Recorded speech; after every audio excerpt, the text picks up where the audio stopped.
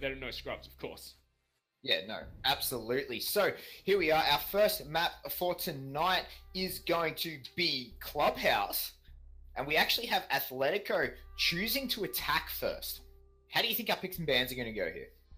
Well, very interesting. I'm expecting definitely a mirror ban, I'm feeling. Wouldn't be surprised to see something like Vigil or Pulse go. That's interesting, though. We're going to have a Thermite off the board. Yeah, that's a very, very interesting ban first up. Thermite, obviously, exceptionally common in Clubhouse. So it'll be interesting to see how it affects these attacks. Our second ban, I wouldn't be surprised to see a Ying off the table here. Or Glaz. Glaz is another big one. And, no, Blackbeard. Blackbeard. All right, so the Blackbeard's interesting to me. I think that says something about Atletico's strategies coming into this. Maybe they don't want Taboo to be holding lots of windows. Of course, this is the revamped Clubhouse, so there is some new options open to them as well. Yeah, well, you might even see the basement defense. That's kind of what I'm thinking about the Blackbeard ban. And that's interesting for me as well. Atletico banning Valkyrie, like Todd and Crude, both love to be great Valkyrie players. They probably banned it because you're caster, I reckon, Flea. They just got to get those memes going. Yeah, and then we're going to see the final ban, as I said, Mirror or some kind of Roma. I'm pretty surprised about the, yeah, there we go, Vigil. Very surprised about the Valkyrie ban, though. That's surprising for me. Yeah, the Valkyrie ban is interesting to me. I'm not too surprised by it. But I'm very surprised that a higher impact operator wasn't banned like Mirror. So, getting into our first option, we have CCTV and Cash Room. Obviously, with the revamped Clubhouse, the new bomb sites have become a bit more popular. The upstairs bomb sites have become a bit more popular. With the Not a bit more popular. They've become meta. Meta, yeah, that's it. So it is very interesting to see how these teams are going to set up and the differences that's going to come between all this. Yeah, I did see some great stuff with Envy on the weekend, formerly known as Cryptic. They were using a frost in their garage, and it was so like impactful. The fact that they could put these frost traps in spots that were unable to be shot from outside without exposing themselves to like hard hold spots in garage. So yeah, it was super exciting to watch that, and I wouldn't be surprised if we saw some of these teams make these adaptations as well. Yeah, and of course, having a look at the difference of the new maps, because we actually haven't seen a Pro League on Clubhouse, an ANZ Pro League on Clubhouse yet. This is the very first chance we've had to see it, and it is the very first one we've seen. So there's the stairwell in garage, there's the window now in garage that allows you to jump into CCTV. You also have the option to rotate around fully without exposing yourself to the other top floor bomb sites, bedroom and gym. Yeah. There's also no drone hold from garage to cash room as well, which is a bit interesting. This is also interesting. Strata down here with his mirror in garage. It's going to be a very hard one to keep hold of. Yeah, that is going to be a bit of a hard one to keep hold of. I do agree, and no real surprises coming out of the operator lineups either. Yeah, I'd have to agree. All pretty standard stuff. I was thinking that maybe Legion would have been a good ban as well. He's just such a thorn in the side. We have seen some teams choose to do that. Absolutely. Todd on this buck, going to be opening up that sidewall, seeing if they can't get anything, or at least put some pressure onto Strider here, who is in the construction room, which is, of course, the new connector. Yeah, and, we're kind of seeing why that Thermite was banned, I feel, just to limit the amount of reinforced walls that can be opened up. Like, we think hatches, too easy with Habana, but walls, you really need a Thermite or you're really tunneling yourself. Absolutely, and it definitely seems to be Thermite was banned out by Taboo themselves, so even though they're going on attack first, they seem to be a bit more confident with their ability to funnel them in. Taboo banned Thermite and they're on defense, is that what you said? Yes. Yeah. So yeah, I'd say we probably won't see much downstairs with the bans that have come out, as I said. Like, it's more of a Thermite isn't too great attacking downstairs, but he's much more important attacking these bomb sites with the bigger walls that you need blown open. As Jam, he's just going to survive. There are some shots come rattling in from Solix. Absolutely. It's still going pretty slowly here for Athletico. They are a bit more of a methodical team, but I was expecting something a little bit more fast-paced, particularly how they played the Paris qualifier over the weekend. Maybe they're just not expecting this. They'd have to be at least somewhat confident on... oh, that Todd barely missing there. Almost getting the kill on the jam, but just missing his shots as he crossed over. Yeah, this is going to go hard and fast in this last 50 seconds, isn't it? Absolutely it is. As Derpe's making his way into garage, Crude finds the first kill that... Ooh. Drop. Crude gets it from below in that blue tunnel, and he has to piece out, but he will get shot by Todd as Todd gets another very nice angle on into him there. Yeah, Crude trying to get so far away was to his demise there. If he stayed further back, he wouldn't have been as exposed to Todd. This Todd's trying to do some damage from below, getting those nades. I don't know, this is a strange push. It looks like they're just going to try and force their way up the stairs. Yeah, well, they don't really have an option to enter the walls because of how they picked it, but that jump over by Jam's going to end in death as Ethan takes out striking as well. Rippy has found Todd and Strider took out Derpe, but while all that was happening, the plant went down. And now we are stuck in a 2 versus 2 here. Yeah, we're going to see Athletico just try and play time here, not peeking out. They know the defenders have to attack them. So that's what we're going to hope for. We still have a C4 on Rippy, so he could use that to some effect.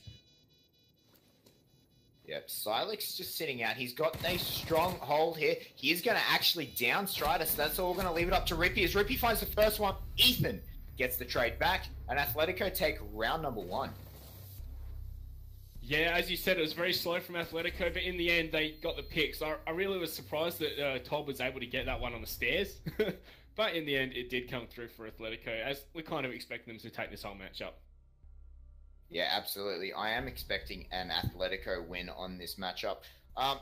For those of you who aren't aware of how our Pro League season operates, do you want to take us through it, Monkey?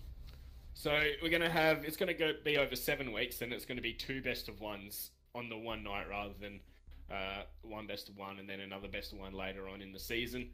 So it is a bit more jam-packed for the players, but you know I think it's great as we get 2 full nights of Pro League without having to do Super Weeks. Yeah, absolutely. The Super Weeks are going to be, we're going to be. Well, I was actually really looking forward to the Super Weeks because I love casting Siege, but that was going to be very, very detrimental to the players, wasn't it? Just that elongated playtime. Yeah, as we finally head into the 6th pick phase. Going to see the mute changed out there by Crude. What's he going for? Mute. That's a great use of 6th pick right there, isn't it? Yeah. But we're going to go for the gym bedroom now. Yeah, I'm not too surprised by this. As you said, the upstairs has become the meta. I was wondering whether or not we're going to see anything of the old meta come through, whether or not we're going to see any basement or even, the bar or something like that come through. But it does look like it will be dominated by our top floor defenses. Yeah, I haven't seen bar since they changed the map in my plays and also in watching any competitive play at all. So... Yeah, I really do think bar has suffered the most from the changes that happened. It's gone from a viable site to just the worst site on the map. To be fair though, it was originally pretty bad. The issues with these upstairs ones there was a very limited impossible. Rotations. Yeah. But now that they're viable, you've realised that bar's the worst, and these ones are a lot better. Yeah, absolutely. Now that they can, the players can get around up top fairly easily. And Athletico, they still look like they're going to go for this upstairs clear. Todd on this buck had a bit of an impact last map, and it looks like he's going to get more and more into it as Crude took about half his health through that wall. Yeah, that was just very lucky there, wasn't it? More ping's going to come on out. Just at the wrong time. Jam's been tagged up a fair bit as well, and now Striking's been left alone up in this top section. Well, he's not alone. Everyone else is in the top except for Crude, but Strider. He's found Solix. Oh, is that peeking outside? Yes, that's Diffuser dropped over on the other building. Oh, that's a long-range shot. Yep, that is a very, very long-range shot, and Ethan now has to go get the Diffuser, put himself into a bit of danger. I don't think they're going to actually peek back onto him. Jab could potentially do it, but he's managed to get it and get out alive. Well, what's the plan here for Athletico? You know, I want to say that this Athletico squad are playing a lot like the old Athletico used to play, not like how they played on the weekend. And I think it's more to do with the fact that they're on Clubhouse. Like, we always knew that, you know, they'd play Clubhouse nice and slow and steady. But, yeah, it doesn't seem like they're trying to be outrageous. Yeah, it definitely seems to be back to the little old roots and all that E1D. It's going to spot out Strider, but Strider's going to live because of the reinforcement. Derpe, what a shot! Next ahead of Strider there. And that's going to make it a 3 versus 4 as Crude is going to drop Todd as well. This defense seems to be going much, much better. Well, Crude's been able to have a lot more impact from down below. We saw him get the 1 last time, but now he's gotten 2. Oh, sorry, 1 and damage down on another.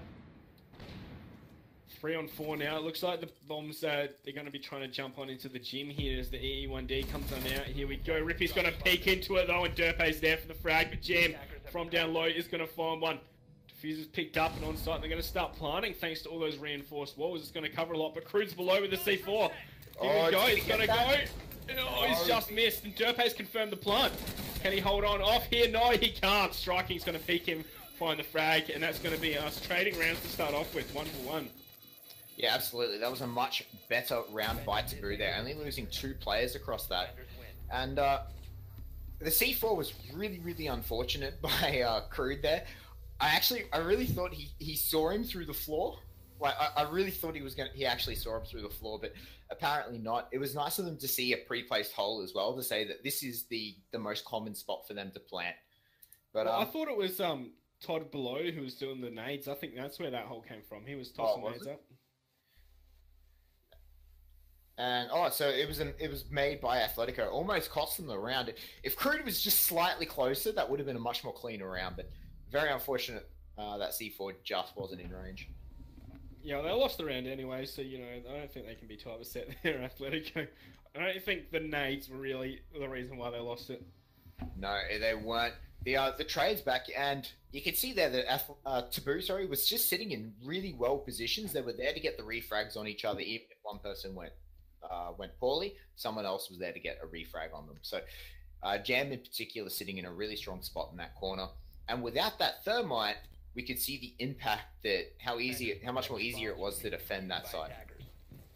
Yeah, you can see Taboo have come into this map with a plan, the game plan of you know, going to these bomb sites where they can reinforce and anchor down, and maybe that's why Athletico are having to go a lot slower than they'd hoped. Yeah.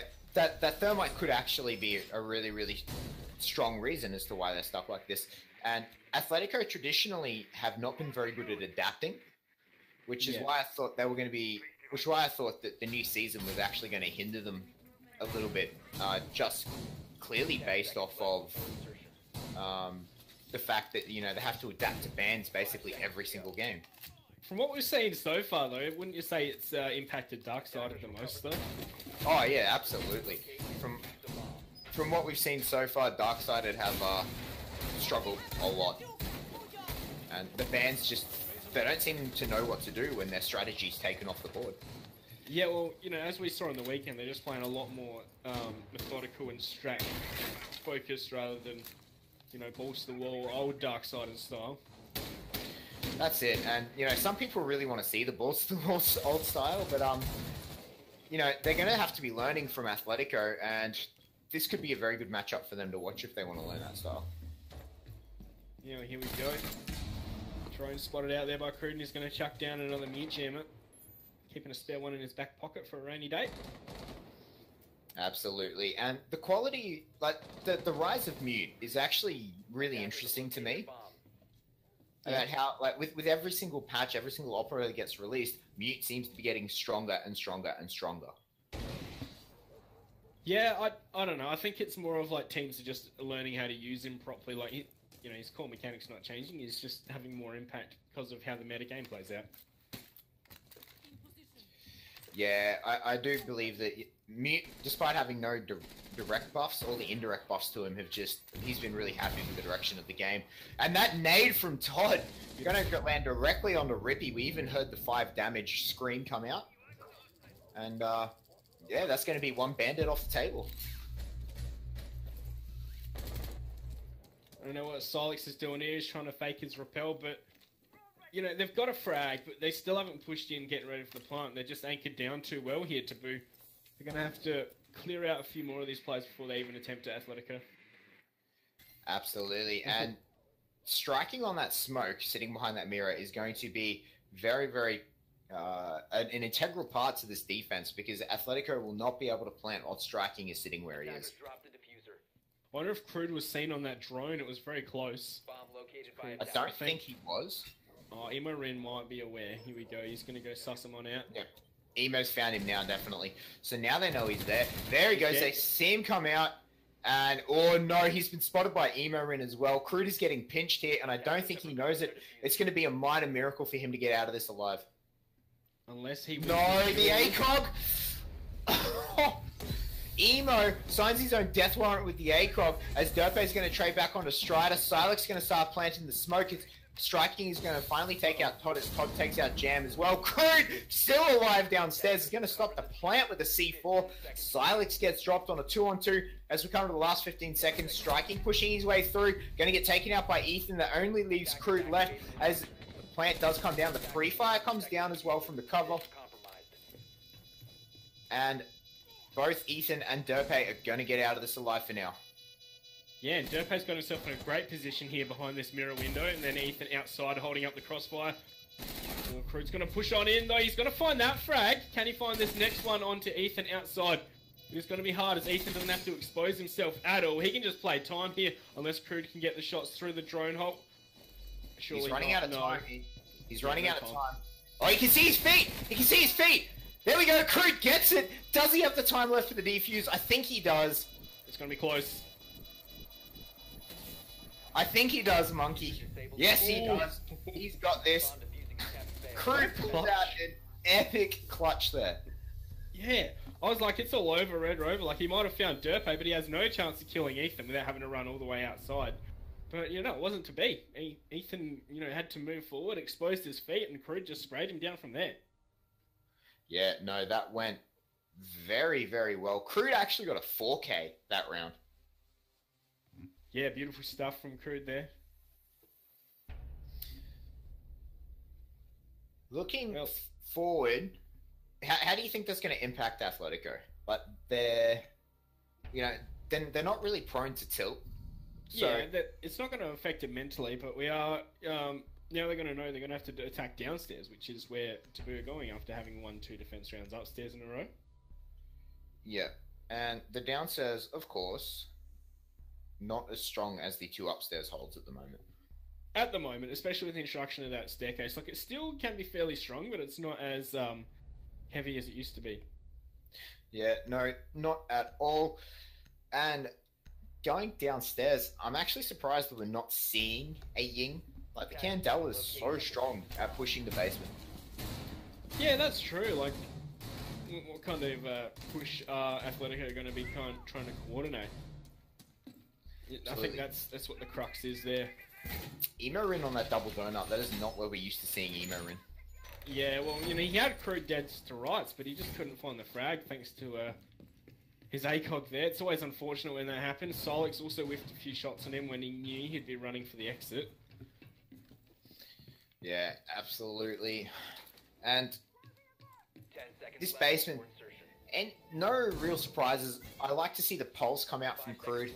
He has been a really strong pulse player in the past in this basement. He's really, really good with his C4s, as we've seen so far this game. Yeah, well, here we go. Looks like Flux has been banned with Battle again. We told you, Flux. But into this round, let's focus up. Atletico, they seem to be a bit, like, they seem to be more confident already. Like, this is the fastest they've ever gotten into the building. Yeah, I'm sure that, you know, everyone knows how old Clubhouse meta used to play. They're going to be relying on that, and I wonder if that's going to have any sneaky things to be hidden on the map. Well, that's it, isn't it? Like, Atletico, they're not usually a team that adapts to these new strategies. They adapt strategies over time. It takes them a while to come up with them to bring up the new strategies. So, and to really perfect them, because that's what Athletico does with strategies. But So I think if Taboo knows that, they can absolutely take advantage of this. But Athletico will be playing in a bit more of an older style push. Yep, setting up that Claymore. I don't know this, but can you jump over that one, like on the border east stairs? I'd assume you could. I actually don't know. I've never tried it. I'll have to give that a go. Yeah. Probably better to have the Claymore at the door rather than at the stairs. But yeah. Either, it's already done. And Athletico still going on here. Like, still trying to make their push down. They've got just under half the round left. And ooh, that's a C4. No, it's not going to be a C4 out. As the hatch is finally going to get popped. Taboo gathering a fair bit of information here as Athletico looks like to be setting up for their final push. Yeah, they really need to push Crude out from this armory area. Can have so much impact through the form. Looks like that's going to be Emo Rin's job, and yeah, he's been forced back completely. Yep, he is going to have to find a new alternative route. And Athletico, they need to start getting these picks, or else this is going to be very hard for them to push out the final push. 40 seconds on the clock as well. They're going to have to go fast. Still a 5-on-5. This is looking like old school downstairs. No one underneath that C4 at the moment for 30 seconds. It's making me so nervous. It's going to be fast and furious. Absolutely it is. And I honestly feel like Crude should have held on to that C4. Here comes the E1D out of Derpe. He's gonna find one to his right. Rippy's been C4'd there. Todd's been C4'd by Rippy. Ethan's gonna get a trade onto Dram as Derpe gets one as well. Oh, solid. Alex pushing in for Striker. Rippy finally takes out Ethan. Rippy doing a lot of work in the corner here. Crude gets pushed out as well. As Rippy finds himself a third. Emo Rin's finally gonna stop Crude, and Derpe puts the kill credit onto Rippy for the round. Solix did great with that mirror, right? What he did is he faked one way, went the other, but you know, as I said, it was explosive. The frags came out all at once, but Athletico come out on top, putting us at a tie game. Yeah, no, so that was a really interesting round there. A really, really good round by Rippy to just sort of hold that angle so well. He was basically solo holding the bar, like the church bar. So it was really, really great to see him really push to it. And I was actually worried for a minute there when Rippy got himself a 3K. I really thought Athletico wasn't going to be able to pull that one back. Well, here's that Frost I spoke about. Can have so much impact in the garage where it's very hard to take them out. But yeah, as I said, like, you know, Taboo banned Thermite for a reason, so they can play in some of these positions, like it behind that bar. It's so hard to flush someone out with just Habana. You normally want a Thermite to open up the bar wall there, yeah.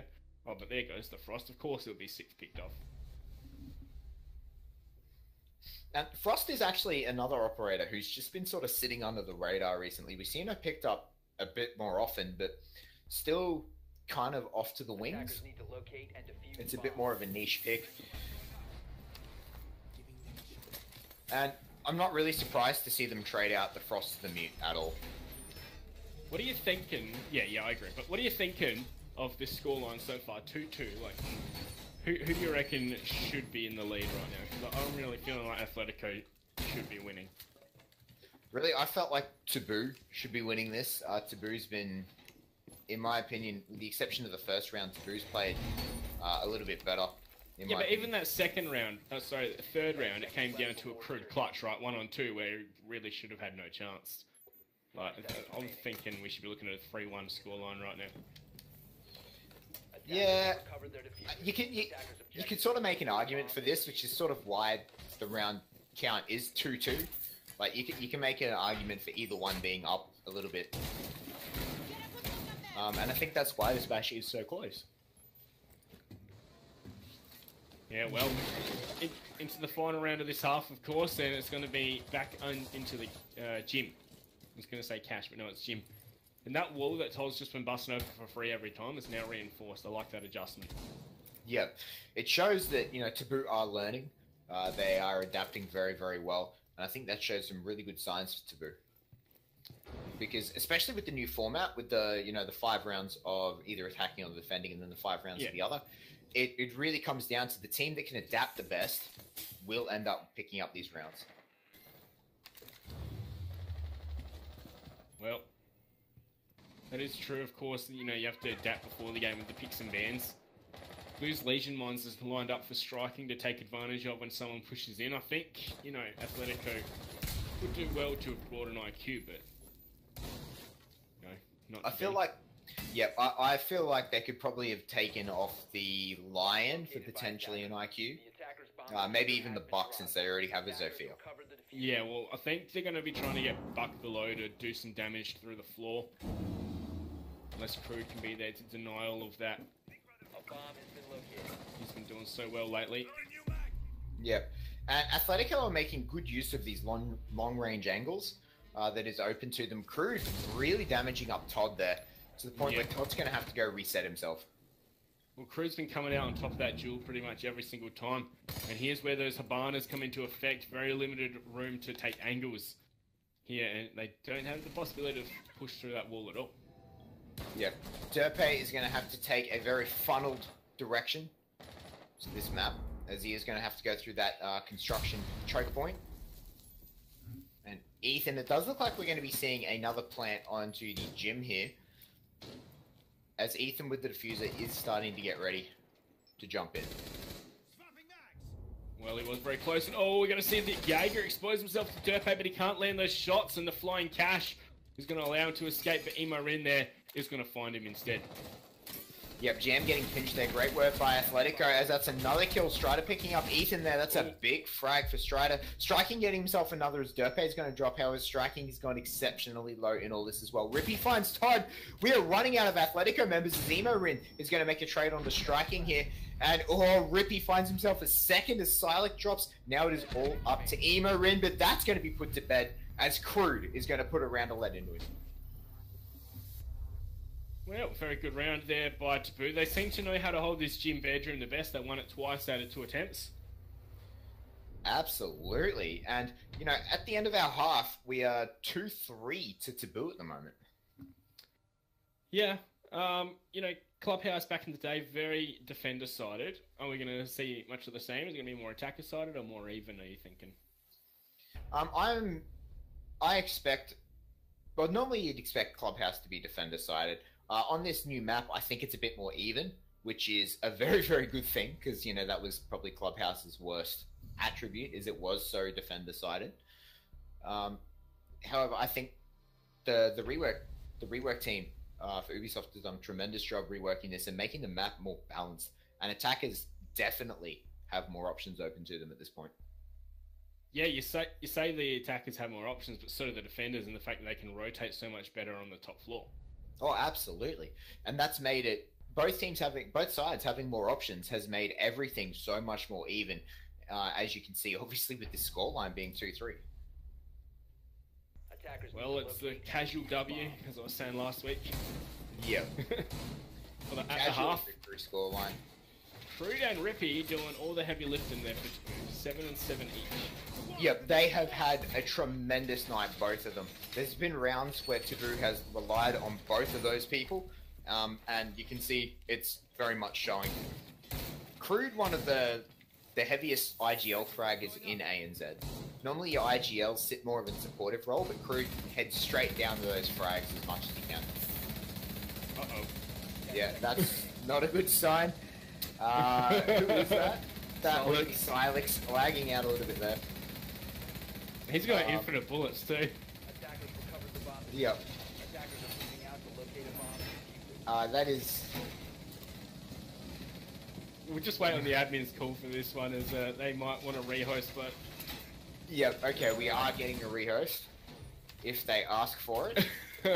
Which I'm going to presume they will. Yeah. Well... Yeah, I'd say so. So, as we get into this rehost, there we go, Athletico now are deciding to leave, and guys, we'll have this lobby back up for you very, very shortly, as that's a little bit unfortunate for Silex. Yeah. I've only seen that a very few times in my time playing Siege. Yes, I haven't seen that one an awful lot either, but it's just it is when how it when is. they're shooting and they disconnect, like they just stay shooting like they've got infinite ammo. Like, I remember when I first saw it, someone was like, "Is that a hack? Has he got infinite ammo hack or something?" But no, he was just lagged out as he was shooting, and that's the result of that. Yep, it is. It is. It is really unfortunate. Hopefully, Silex won't be too long. This is, of course, played online. We do have to. This is played online, so we will unfortunately be taking a little bit longer while Silex does reconnect, guys. So we are going to throw to a very quick break then, and hold on very shortly, and we'll see you guys very shortly.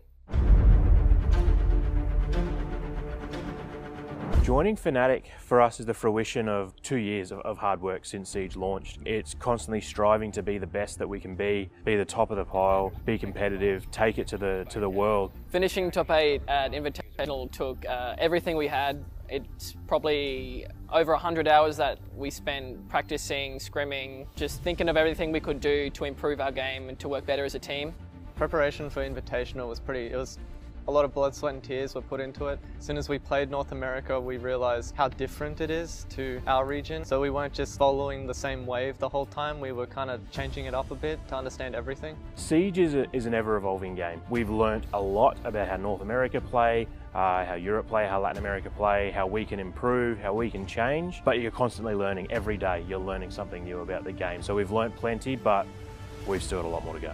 Our first goal was to get out of pool stage, which we did, and then we just had to play Liquid and beat them to get into the top 8. We really wanted to be on stage, and we managed to get there, which is really great. To deal with these high-pressure situations, I think the biggest thing is just to stay calm. You know you've got your team backing you, they've got confidence in you. You just got to be able to not fold under the pressure. I've always believed it's easier to claim the top of the mountain than it is to hold it. We need to make sure our strats are different each time, so they can't study us and understand us when they come to take our crown, basically. Being a pro player, you have to pretty much put most of your life into this. You can't be a pro player just gaming on the side. You have to put pretty much everything you have into the game. It's not just a natural talent. There's a bit there. It's a lot of hard work. It's a lot of dedication. It's a lot of sacrifice. It's a lot of hours that go into the game to be at that point. Stylish on the outside, savage on the inside. Legion by Lenovo.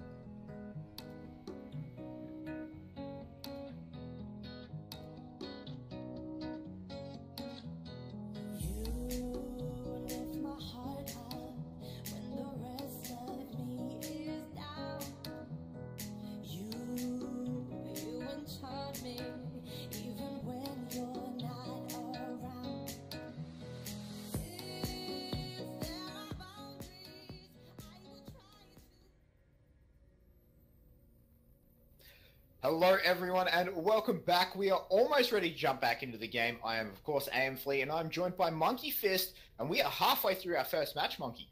Exactly halfway, of course. That's just how things go, doesn't it? Absolutely it does. It's not an APAC game, or it's not an ANZ game either, without a couple of rehosts. So, now that we've got the traditional rehost over, let's have a quick overview of our current matchup. Just as we're about to get back into it, we have Taboo. The first half is over. We are, of course, on round 6. Taboo have finished their defense lineup, and they are currently 3-2 up. Yes, 3-2 up. Honestly, there was a few rounds that Athletico probably should have won there. Maybe just one. One more round that Athletico should have won there, but it wasn't to be. And yeah, we're seeing some good stuff from Taboo so far. They've definitely come prepared for this map. Absolutely. Taboo as well have seemed quite prepared as well. Banning the Thermite definitely seems like an overarching meta strategy from them. Like they've actually really thought about it. Athletico seem well prepared for each attack and each setup that they're doing. But Taboo, I think, have had a bit more thought put into this map than Athletico. Oh yeah, for sure. But can the skill here of Athletico that we saw them taking out the Paris Major qualifiers, give them enough to counter that Taboo have come through with? We'll have to find out. For the first half, it looks like they've done really well for themselves. We do, of course, have to see, with this rehost, we do have to see the exact same operators, the exact same bomb sites picked. So we are going to go back to the bedroom here with Athletico. And that is going to make it harder for them to defend, in my opinion, because Taboo will know where they are and they will know what operators they've taken. Oh, yeah. Like, the thing is, right, like, with the 6th pick and you're having to pick the same operators every round, like, I don't know. It feels like a bit of a waste into this round. Yeah, it certainly does. There's really no point using 6th pick. Like, there's no point hiding something because you can't. Like, it's just and it'd be interesting to see what the teams would have talked about in between this break, right? They could have absolutely have been ready to talk about the strategy, have a look at the operators and the bomb side and say, okay, we could push in with this, we could do this with this operator. It could be very interesting to see what's come out. We'll have to see whether Taboo is going to be decisive, whether or not they've used this break wisely. Yeah, we'll have to wait and see. Look at that Glaz coming out here. We didn't see Taboo run one at all, and Athletico run one at all. I can't speak, but now Taboo have. Yeah, absolutely. So Glaz, yeah, we were both surprised actually that Glaz didn't get banned out. Glaz has been the most banned operator so far internationally. Oh, Todd actually does not get spotted and he manages to silently get the drone. Striking's charged straight in. Todd doesn't know that he's in, but he doesn't know Todd's there as well. Todd's going to pick up the first one on the Strider. There is a second one there, and Todd is just going to make it out of dodge as they gets into a fight with Striking, and Todd lands the headshot as well. That's a double kill for himself, and he's all the way back down the basement now. He is out of it. A beautiful hit. Yeah, well done there by Todd. He's pretty much swung this round completely in the favour here of Athletico. We're going to have to see Taboo dig deep if they want to take this one. It's not impossible, of course, but now it's looking like an Athletico W in this round. Absolutely. As Todd's going to get spotted heading back onto site. Rippy, though, he's going to do his best to try and change it around. He takes out Ethic, but Silex with a double kill as that only leaves Jam, and Emorin is going to get the kill credit for that. That was a very quick round. It was. Taboo seemed a bit more confident on their movements than what Athletico did, but that confidence could also be misplaced because Taboo just got ripped apart on that attack just then. Especially with that drone placement, that was a bit rough. Yeah, that was really rough. They were so close to spotting Todd out there, and that could have changed the course of the whole map, of the whole round, sorry. Yeah, Todd just played that perfectly, jumped in at the right time, won the first duel and won the second one, so... And yeah, that's pretty much the whole round said and done there, unless, someone on Taboo gets their own nutty play. Absolutely. And heading into the cash room this time for Athletico, this was Taboo's favourite bomb site. It's the one that they picked as their primary every single opportunity that they had. Except when they lost it first up. And they went to gym. Well, yep, true. And ooh, a Maestro getting sixth picked in here by Athletico. All right. So, what are they? First time What we've are the, seen Maestro so far. yeah. So I'm trying to think like where are they going to set these up? What are they trying to deny here? Wouldn't be surprised if they would place some in the connector between Cash and Jim. Try and destroy any thermite charges, or maybe he's going to be chucking it out in Jim here. Oh, sorry, in Garage. Yeah, I'm going to be very interested to see.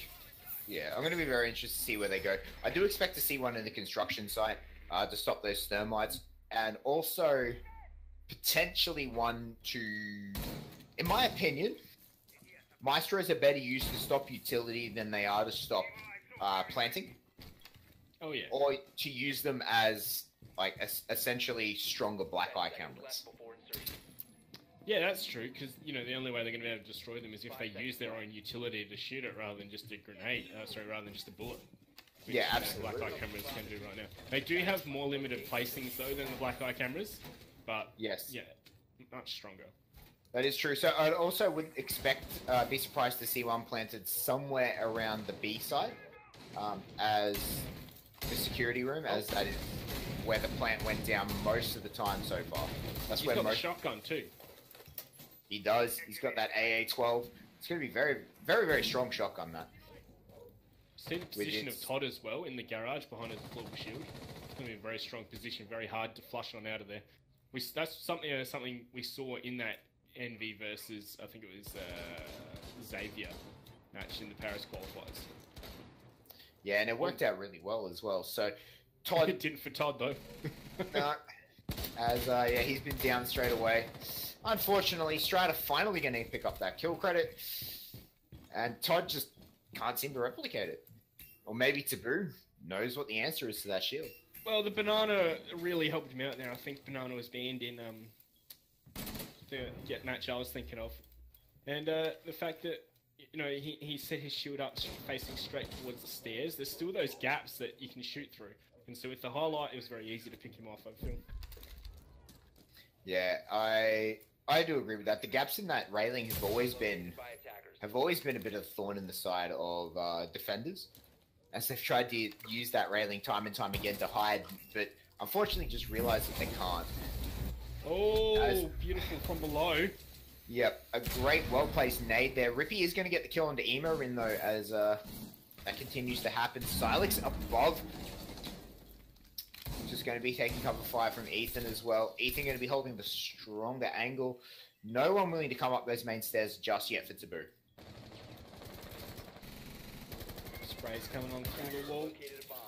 Gonna open it fully. As I said, very limited opening potential into this one. Looks like Derpe's had to fall back behind his own mirror. Interesting that he didn't pop it. Yeah, absolutely. I would have thought, yeah, he would have popped it and maybe ran to the other side, tried to use it from front on. But Derpe going to find striking after that, as Silex has been concussed fairly heavily. And he is still trying to run down these stairs using the shotgun. Gets the kill on the Rip. He doesn't even need to ADS under that. And that makes it a 3 versus 3 now. However, the health advantage still lies with Taboo. As Crude is getting shocked up on that by that Evil Eye, as he has to peace out. And they still haven't managed to get this plant down with 20 seconds left. Well, they finally take it out, but there's a C4 nearby, but Derp's going to find the frag, and we're going to see the frags all rain down. Ethan and Derp credit for the last two. And that is Athletico sticking themselves up another one. Yeah, Athletico seem to be a lot more comfortable on this defense than what Taboo did. Or you could put it down to the fact that Athletico are just playing better than Taboo. Because without a Thermite, these top sites are just so much harder to attack. And Athletico took a win on one of those upstairs attacks, where Taboo had failed to do so far. Yeah, as we said, the Thermite ban, is that going to be good for Taboo or bad for Taboo? In the first half, it was good, arguably, but so far, it's looking a bit rough for him. Yeah, well, coming in, I really thought that when you ban out Thermite, you know exactly how you want to push and what you want to do, right? Because you don't ban an operator like Thermite unless you have a plan for not using him. So, no, to be fair though, they did have a fairly good idea. Just Athletico found the frags on defense. Well, yeah, that is true. So you think their plan was to get is to get the 5 wins on defense and then just pick up one miracle attack win, or wait till they have to go downstairs? I don't think that was their plan. I think, you know, they were going to try and stack them up on defense, but then they also, you know, they were prepared to attack with no thermite. And they have been executing these strats, but Athletico, as I said, are just finding the frags on them. Like, that last strat, how they denied the bandit trick was, you know, some great team coordination there. The Zofia from below. It's just I don't think they were prepared for the Maestro. The setups and the mirrors were a bit off, and, you know, just the peaks come out, and, you know, they didn't get the frags like they would have wanted to. Yeah, that is fairly well put, especially with the coordination of the Zofia and Habana to actually, you know, get rid of that bandit. Definitely seems to have worked wonders, and that does. You are right. That is 100% the signs of a team that knows what strategy they want to run and how they want to do it. Well, that was a 3-on-5 in Taboo's favour, but they still lost it. So They just failed to crack that nut at the end. Yeah. Well, into this round here. Yeah, we're not seeing a pulse from Athletico. That's a little odd to me. I would have thought that we would have 100% seen a pulse. Instead, we're going to be seeing an echo out of Ethan. Yeah, well, you know, I think you could also use a Legion in a fairly similar way in Kitchen. Chuck out some Legion charges, wait for them to step in them, and then throw the C4 in that direction. Yep, Todd on the roam here. He's probably going to heard that enter. And Crude going to put some shots off. Todd definitely knows that someone's up there now. But he is just playing patient. Jam going to spot him out, and Todd's going to have to piece out of there. Yeah, well, they're just going to open up this floor here, make sure he can't get in the same position, and force this map control slowly away from the defenders. It's all going to come, like, you know, that's all fairly standard stuff. It's all going to come down to when the hit comes out onto the bomb site. Yeah, absolutely. And if we remember correctly, when Athletico attacked this, the Silex gets the first kill. That's Crude getting dropped. Yep, that's a very, very good pickup. Silex, fantastic find there. Yes, so none of these hatches are going to get blown. You know, we said that Taboo had some good stuff on defense. We've also seen some interesting strats here from Athletico. So, you know, they are still a bit ready for this one. Like, it's just Taboo came in ready with beans in mind. Yeah, that is true. And I think Athletico adapted to not having the thermite fantastically. You know, we give Athletico a lot of crap for not being able to adapt and, you know, change their playstyle, but they've adapted so far to this matchup perfectly. Yeah, and here we go, Strider is going to be peeking in here. There's Derpe there to support him, and the Echo Drone is, and he's going to go down to Todd, hidden away on the boxes, putting us in the 5-on-3. Yep, fantastic work there by Athletico. The teamwork was phenomenal. The Echo Drone to distract, and the 2 people on either side, you know, just to pick up the crossfire kill there. Strider just had 0 chance pushing through. Yeah, why wasn't it droned? Where was the team communication? It was just a solo play. Yep. Well, maybe they're out of drones. You know, like, we're even seeing striking, not like the remaining 3 players, none of them are on their drones right now. So maybe. I think now that they've lost the Habana, they've pretty much given up in this round, which is a bit disappointing to say. You think they've given up the round with 20 seconds left? Yeah, with no Habana, they haven't been able to get their hatches open. They're just going to have to run on in and, you know, sort of tried earlier on. Yeah, and as they are down now into the blue corridor, the Bucks are coming out. Rippy is going to push through. He's going to get one as Ethan takes out Jam in reply, but that is going to be time. And Athletico play that clock beautifully. Yeah, as I said, they lost the Habana, it completely slowed them down, and we're on match point. Absolutely. Atletico, they've now won 3 in a row. Like, just people call it the taboo train, but, you know, Atletico are just steamrolling them at the moment. Yeah, Athletico, athletic club. Looking stronger for sure. Yeah, the introduction of Ethan has done wonders to this Atletico squad, hasn't it?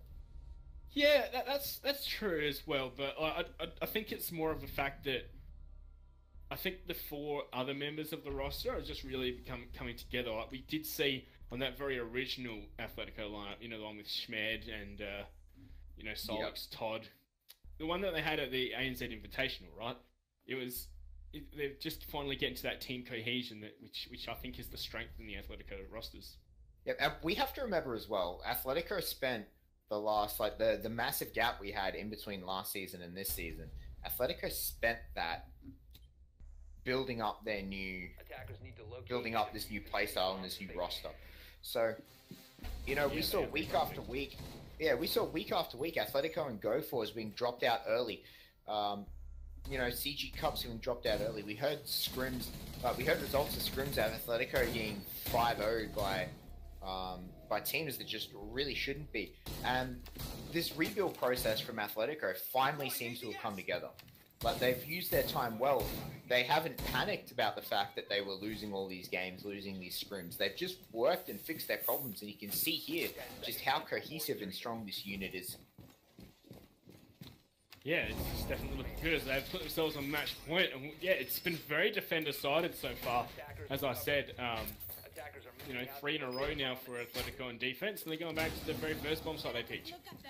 Absolutely, they've got no reason not to at this point, and I don't see, unless Taboo does something phenomenal right now, I just don't see Atletico winning.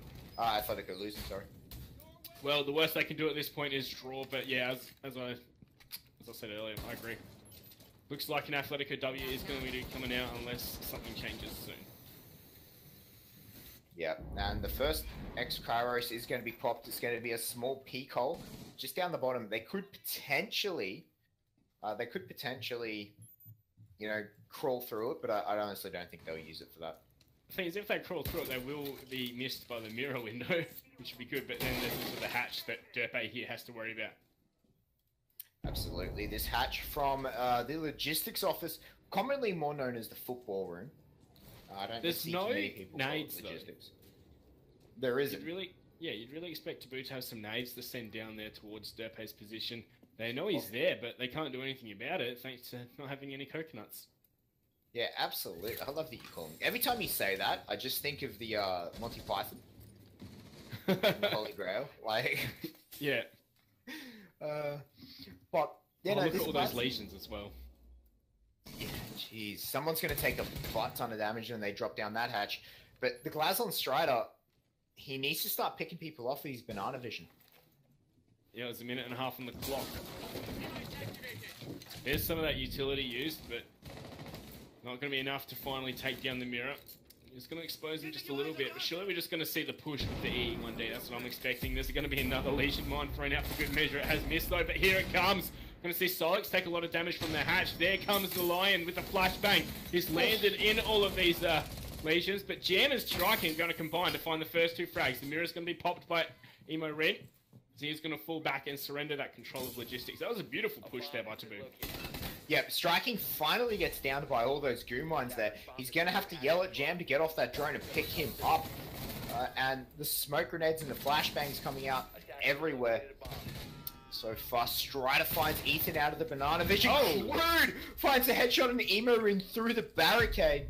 Emo's not going to be very happy about that one. Crude finds himself Todd. And that is going to be Taboo picking up 1 round for themselves. Well, well, well. We do have a game on our hands, Taboo. Yeah. That go signal from Taboo just unleashed fury, didn't it? So yeah, it was... And also the utility usage, like I was saying, no nades, like what are they going to do? But the flashbangs completely stopped Solix from being able to protect his teammate, and the coordinated pinch, 1 coming through the hole in the front of the mirror, 1 dropping from the hatch, was great. And they didn't lose a single person for it. That was a flawless round there for Taboo. Yep, they did tremendous work, and they made such great use of their flashbangs and their utility as well, just to push through. Smoke to cut off the corridors, flashbangs to, you know, right on top of people so they could not get away. It was beautiful teamwork to watch, and to see Taboo struggle for 3 rounds now just to open up that to us is just, they're not willing to give up these 3 points, are they? Yeah, well, you know, 1 point to them at this point. We are going all the way, the full 10 rounds possible.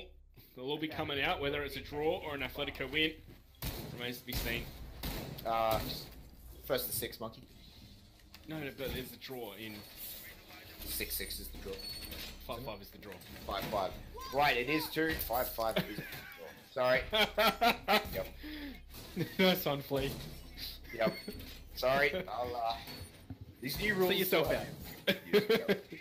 These new rules still have me a little bit confused sometimes. Still used to the old system. However, and yeah. So moving forward, potential draw for Taboo. Every point matters in this ladder, right? Like these are two teams that are going to be fighting for positioning in the top four, right? Like these are teams that you expect to be in the top four. So, especially for these two teams, if they can get a clean victory over each other, it'll separate themselves and give them, you know, just that little better of an advantage on the ladder. So, if Taboo can bring a draw back on this map, I really think that's going to be fantastic. Well, I think that's going to be really good for Taboo, and it's going to make the latter half of the ladder so much more interesting for ANZ. Yeah. Yeah, I have to agree, but I don't know. How are you feeling about Taboo's chances in this one? I'm not too helpful, to be honest. No, I think Athletico has played better overall, especially since Taboo have lost this last attack really decisively. So we'll have to see what changes. Same for the gym, though, and they flawless that last round, so, you know, there still is a chance in it for them. I'm going to try and see that coordinated push out of Emo Ren from underneath as well. Yeah, and you can see he's learnt from that. He's actually pushed off. Like, he's on the indestructible floor now rather than sitting right in front of the ladder. So, Athletico learning from how Taboo pushed this last time as well. Yeah, but is it going to be a success? Because we do have Solix at the top of the stairs. Surprised to see a C4 thrown down below here as Todd's getting chased here. He's on his bike. He's getting on out of there. Oh, he's gone down through the window.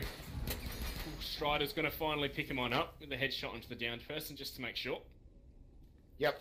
And Todd, very unfortunate they're just getting pinched. He seemed to have forgotten about that double window or, you know, had to take the chance that there was no one there. Unfortunately for him, it was there. Yeah. So, 5v4 now. Oh, Emo Ren, he's just going to miss out as he takes the shots through the window. He's taking a bit of damage off Strider, but not too much. Not enough to make him worry, but Strider is going to get right on off that balcony. He does not want to get peeked again. No, the next time could potentially be the death of him. Jam, he does have the diffuser here, so he will be the one to make the move for the plant.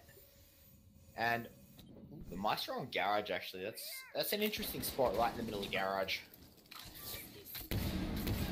Ethan up the top here is going to get concussed. The flashbang comes out. Derpe gets one as finally Taboo's going to push up. They are going to down Ethan, finally get the kill credit. Emo trades one back as Silex is going to get dropped by Rippy as well. So that's a double kill for him pushing up these stairs. And Derpe from the side takes out striking through the wall, but he takes about half his health as well.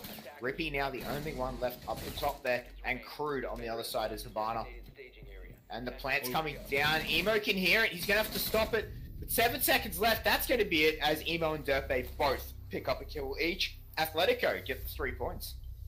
Yeah, well done there to Athletico. 6-4 victory. It was tough. So, you know, we're kind of thinking first half, all Taboo looking good. Then second half was all Athletico. Till we saw a Taboo fight back. But in the end, Athletico prevail. Absolutely, they do. And it's nice to see that both teams didn't give up there. Taboo, when they're on that 3-round losing streak, 1 round away from having their round loss, and they just put up an epic fight for themselves. Those final scores do unfortunately not represent our scoreline because of our halfway rehost. Yes. It is a bit unfortunate, isn't it? Yeah, because Rippy and Crude in particular just had such a good first half. I really think that's really unfortunate that they ended up, particularly Crude, ended up a bit lower on the ladder than what he needed to be. Yeah, well, he had 7 to start off with, if I recall correctly. Like, it was going down, wasn't he? Yeah, Crude and Rippy both on 7 each. But what was your real highlight of that match, Monkey? I don't know. I think it was, we saw Atletico pick up a round that they shouldn't have won in a 3v5. Then we also saw the same thing from Taboo on the flip side. So, I don't know. It was a tale of like how Clubhouse has changed and how defense has, you know, it still seems like it's stronger to be on defense on Clubhouse. Yeah, well, so far it seems it, but to me, you have to take into account the fact that Thermite wasn't in that game, right? Yeah. So Thermite changes that attack, especially on the top floor, just so much. It opens up so much more possibility. Not to mention the fact that Mira was still in it as well. Like, we're seeing Mira banned so much. Like, I really feel like if Mira was banned, it wouldn't have been so defender-sided. Absolutely, I do agree as well. All right, guys, we are going to have a very short break before we get into match number 2. So sit tight, hold tight, and we'll see you guys shortly.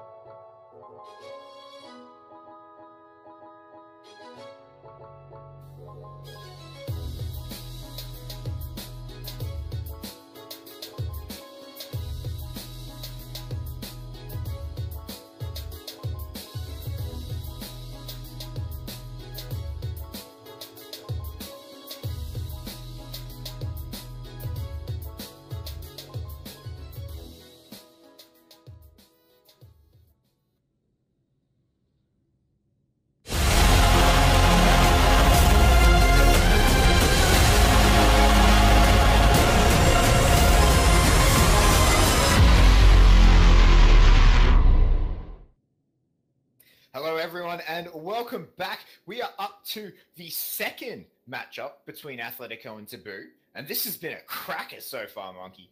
Yeah, we went the full 10 rounds on the first map. Are we going to get the same on the second? I really feel like Taboo won't have as much stuff up their sleeves on this one, though. Yeah, I have to agree as well. I think Athletico definitely favoring the bank a bit more. That being said, Taboo have had a lot more time to watch Athletico because Athletico played bank twice in the Paris Invitational over the weekend.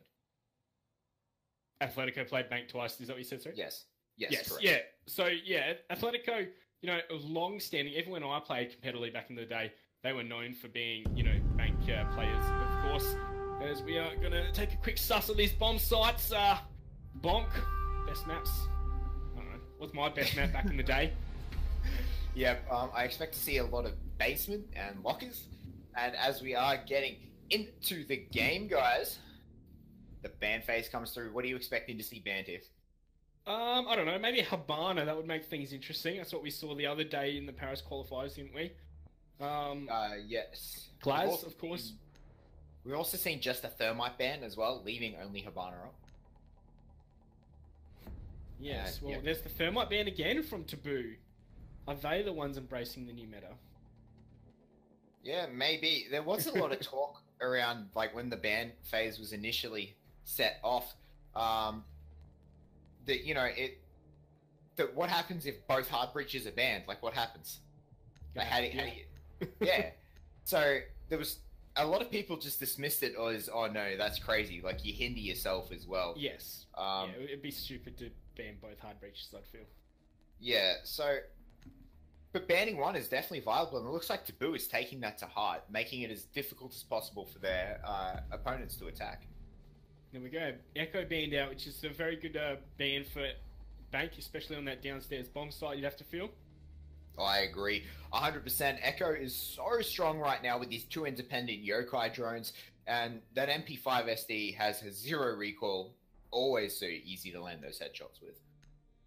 Oh, yeah, and then the final ban. I wouldn't be surprised to see a Roma or maybe the Valkyrie taken off once again. Yeah, there we go. Vigil. So pretty similar bans here, right? We got the Thermite ban and the Vigil ban. Yep, from last time. From this first map. Yep, that's what you're going on about. Yep, and it was Taboo banned both of those as well. Yeah, correct. Taboo haven't changed their bans. Do you think that's a trend we're going to see continue on? Like Taboo come into a matchup with a set bans against the team, like, and they just don't change them. Yeah, it's not a bad idea to do that kind of thing, and then suddenly throw in a different ban that they're not expecting. But I think it's going to be, you know, just very loose and change up when teams feel like they need to change it. I'm surprised that we're not going to see much mirror band at all, though. Like, I really feel like, you know, these local teams are going to be hindering themselves in the international scene if that's what they do. Six pick blitz by Todd. It's always nasty. Yep, he changed off the IQ onto the blitz, and it looks like we're seeing a Valkyrie change into Legion in 6-pick as well. Right then, into this round. Okay, we're going knock on basement to start things off with, though. Oh yeah, we're not. This is very interesting. Why do you think they've gone up here? I don't know, just probably to throw them off. They might have been expecting the blitz to come on out. Like, these two teams are very close. Obviously, they might have some insight into each other's thought patterns. But you know, this is just where they've decided to start off with, and you know, you have to go here eventually if you're planning on winning, so you may as well start here. Yeah, well, that is true, isn't it? Like, there's really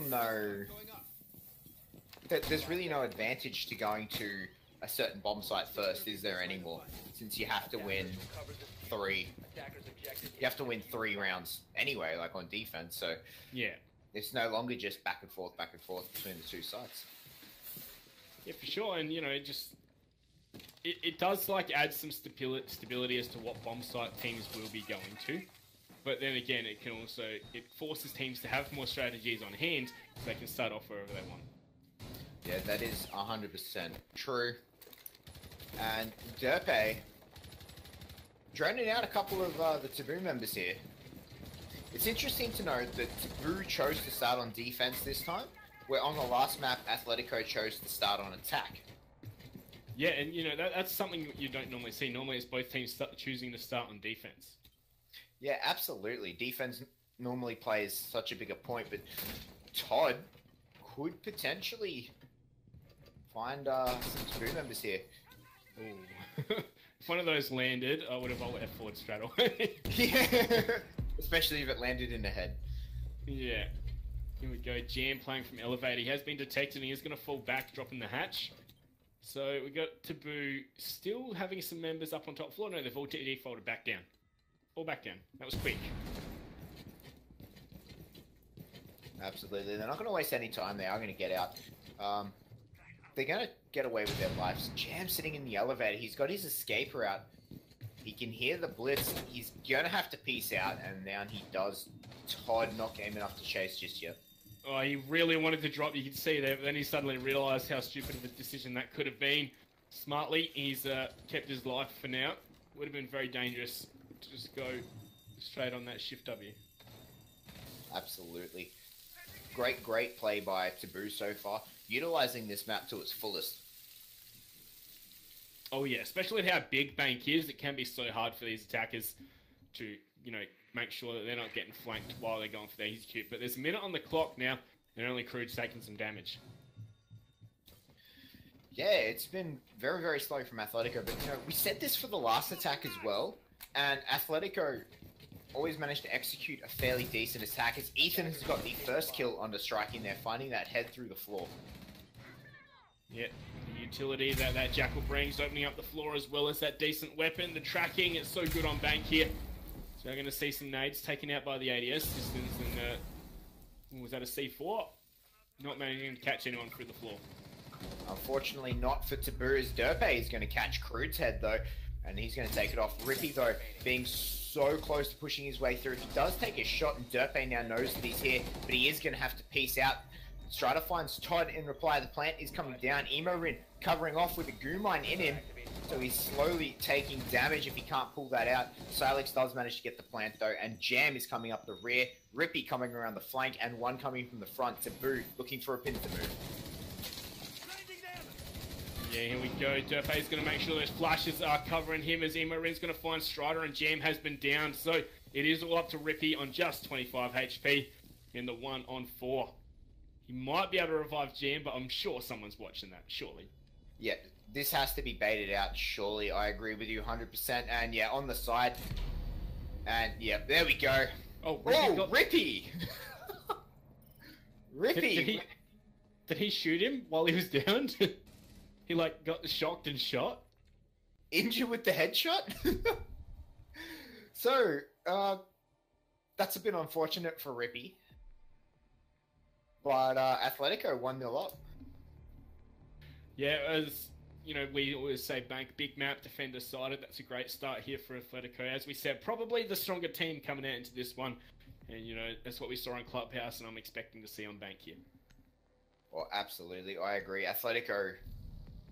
And this Athletico lineup is looking a lot stronger than the Taboo lineup. But Taboo is putting up such a strong fight so far, despite being the underdogs in this matchup. Oh yeah, of course they are. You'd expect them to. They've got the pedigree there with all their players, all very excellent players, all long-standing comp players. It's just, you know, Athletico having that longer-standing lineup and having Ethan come in to, you know, just help shore that one up. They're overall stronger. Yeah, absolutely. And Todd hiding this blitz again. Surely that they'd know that this is coming, right? Well, yeah, you'd expect, but that's why this is what the sixth pick is for, right? You sixth pick into it every time until you don't sixth pick into it and they're expecting it, but you bust something else out instead. Yeah, absolutely. The long con for the sixth pick. It is a fantastic way to go. It is a fantastic use of the sixth pick. Sixth pick is something that not a lot of people are certain how they feel about it or how they want to use it. Like, we've seen a lot of... And I've had discussions with players about this. A lot of players are uncertain about how best to utilize sixth pick, like what they should be hiding, what they feel like is a bit more like important to hide with sixth pick. And so it'll be interesting to see how that evolves over the course of our Pro League.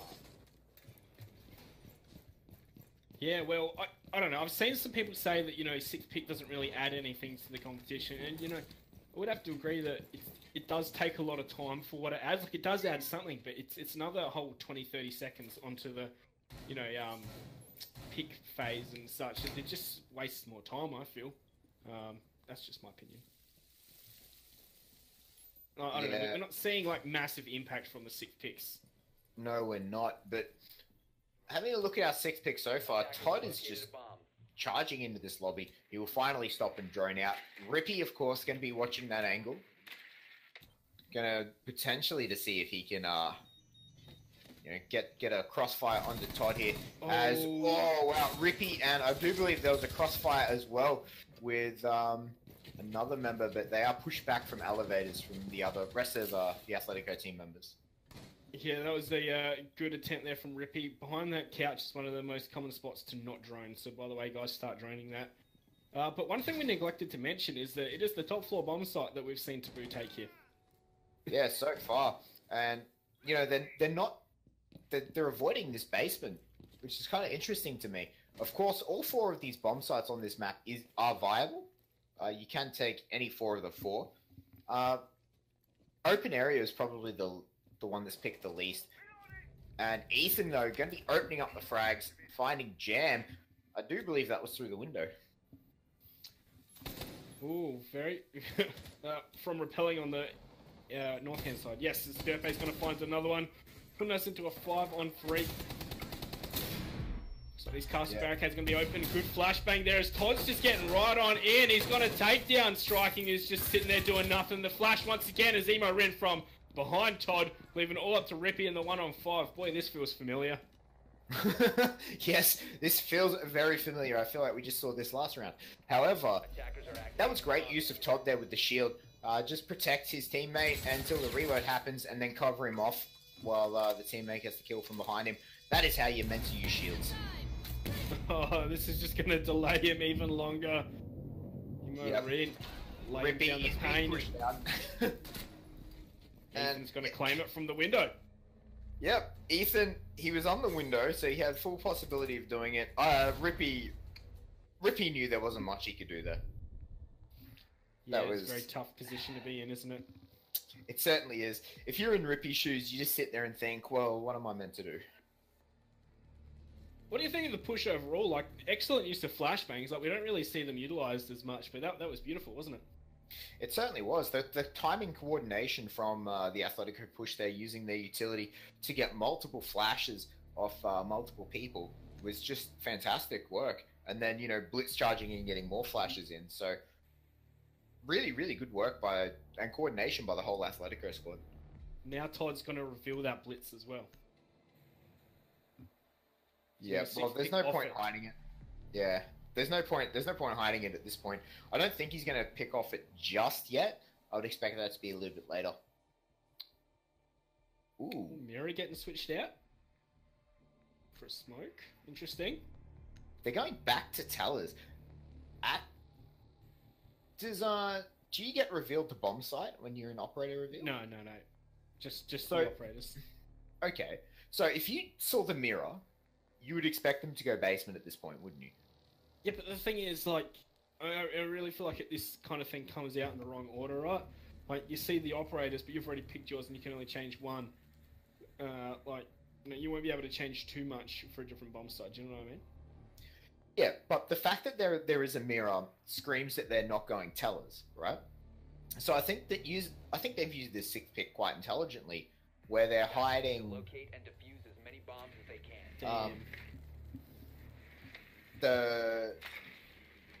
That's unfortunate. That is very unfortunate. It is Silex again, but again, what's an ANZ match without a rehost? So why not keep the tradition alive?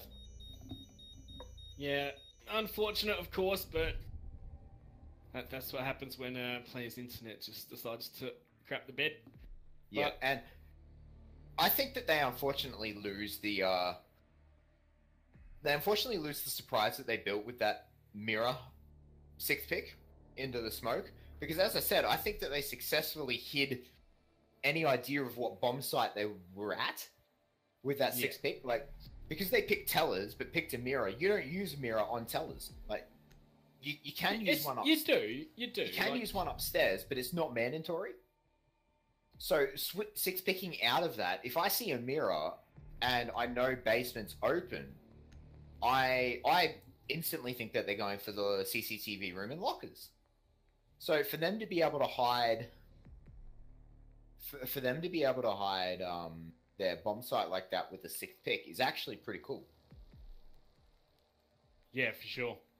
But then of course, we have to just wait for all this stuff to get out the way until we can get the rehost ready to go. Attackers need to locate and defuse bombs.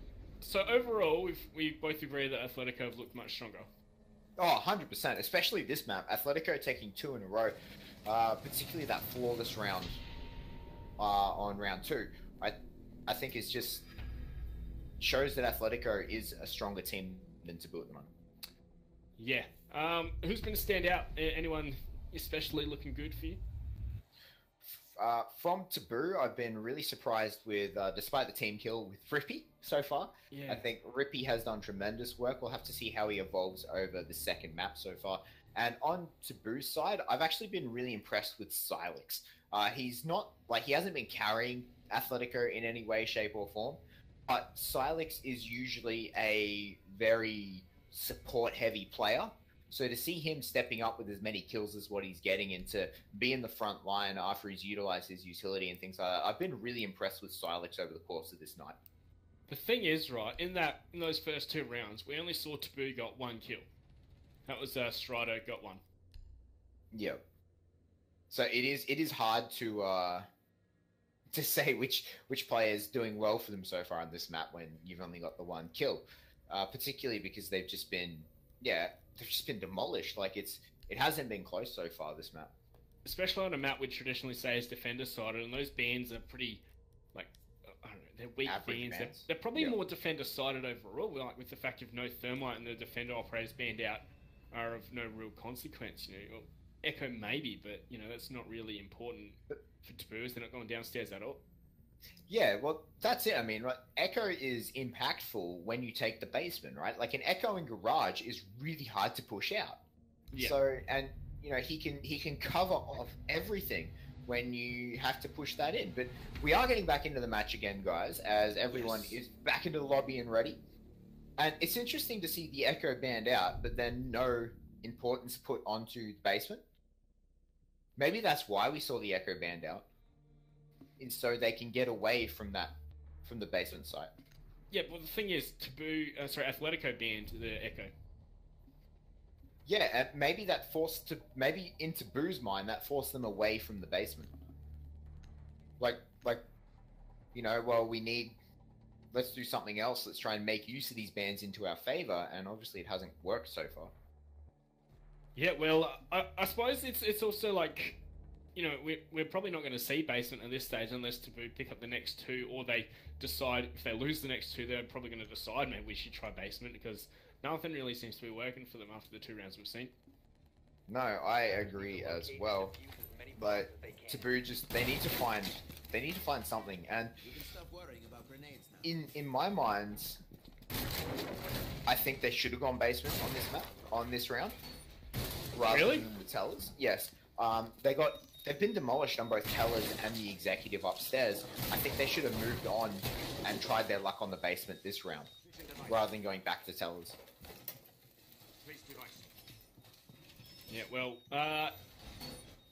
very similar operator lines. I think we see something different on the side of Taboo. Did Crew change the Legion, or was that in the very first round? Yeah, no, they have to pick the same operators as what they picked before the crash. Yeah, so remember we saw Crude on that Legion change, on Valkyrie change over to the Legion, but this time looks like Striking's on that role. Reinforcements up top, pretty standard stuff. Todd on the Blitz again, going to charge people down. Yeah, he's done pretty well on Blitz so far, hasn't he? Todd's really been the ANZ pro player to adopt Blitz into his own. Yeah, we see a bit from Neofighter as well.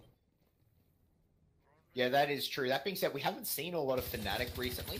Having already qualified for the Paris Major, they haven't needed to play that out. So, and we've only seen 1 game from them in the last 2-3 months. So it's been they've been pretty quiet. Yeah, well, they are. You're going to see them tomorrow for sure. Fleers Ethan, oh, he's going to take some damage through the sweat hole, trying to repel on in. Rippy and Crude holding on to the south-hand side of the building. As Rippy's going to try and take that heads-up duel against the Blitz. So looks like these players on the top floor are thinking about falling back. It was Emo Ren through the wall. Looks like there was it was mostly open there, so it wasn't too suspicious. Yep, Striking taking a couple of pot shots at Todd and then has to piece out. He actually finds the kill onto Derpe as well. Emo trading back on the Strider. Todd is in a world of pain right now as Striking has pushed himself into a corner. And if Todd can get this, yep, there we go. Ethan's going to come for support as well. Striking had his life forfeit, and I think he knew it. Yeah, it's looking great here for Athletico as they're now in the 4-on-2. Crude and Jam just left up alive. What do you do if you're Taboo? You think downstairs is the call? Yep, I think that, well, I said they should have gone downstairs this round, so, you know, I'm a big fan of them going downstairs for their next defense as well, especially after this demolition. That being said, it ain't over yet, as we like to say here, it ain't over till the fat lady sings. It's so mean picking on fat ladies all the time. I'm sorry, we just have an abundance of them backstage warming up, so...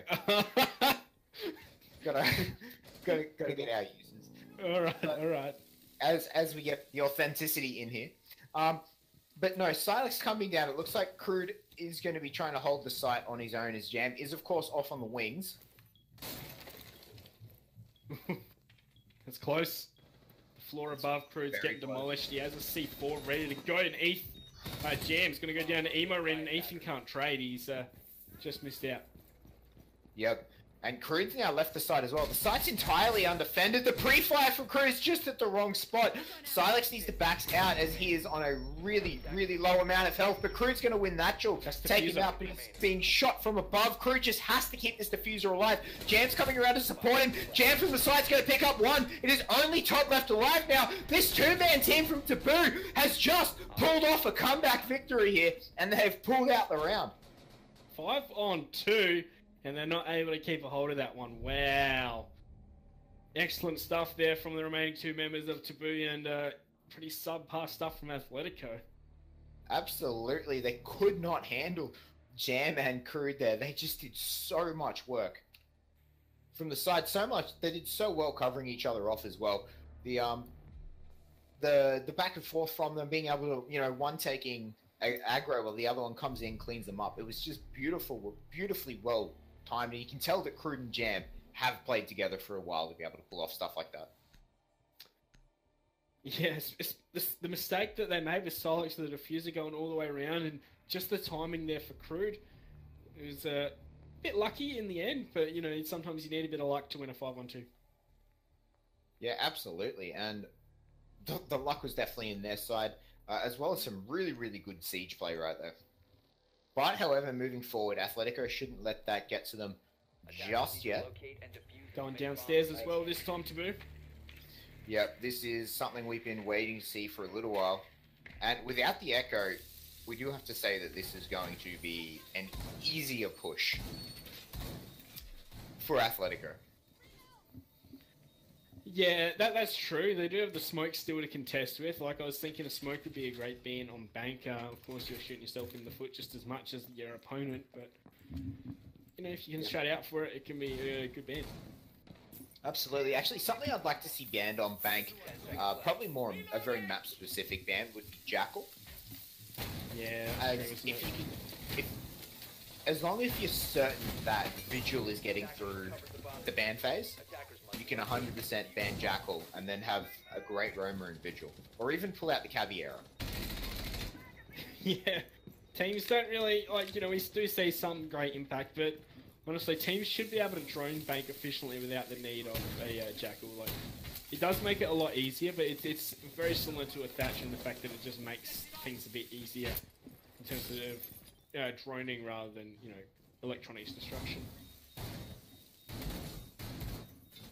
Yeah, I do agree with that.